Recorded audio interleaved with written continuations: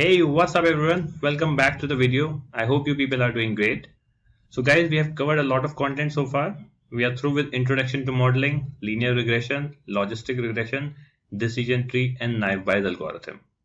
Now today's topic is multinomial and ordinal logistic regression. One more topic after this and we are through with this module. So I hope this progress motivates you to carry on further with full energy. Now let's quickly see what we are going to cover today. We will first see what is multinomial logistic regression, then we'll see ordinal logistic regression, and then as usual we'll do one assignment on each of these. So without further ado, let's quickly start with our first topic. So we have seen logistic regression for classification with two classes of response. We also had discussed if there are more than two classes of response, then we could modify our logistic regression by using dummy variables. However, we can also use multinomial logistic regression or ordinal logistic regression in case the response has more than two classes. Now let's understand its application using an example.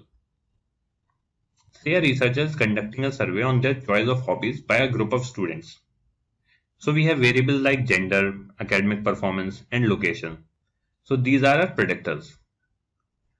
Our response variable in this case is the choice of hobbies, that is outdoor sports, PC games and indoor games, say chess, etc. So here our response is nominal.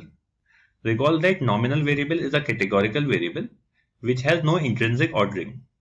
So hobbies are categorical variable and has no ordering as well.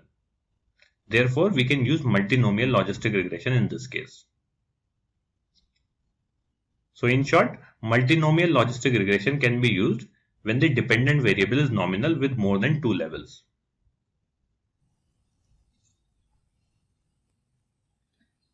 Let's say a researcher is studying the impact of certain variables on the health of an individual.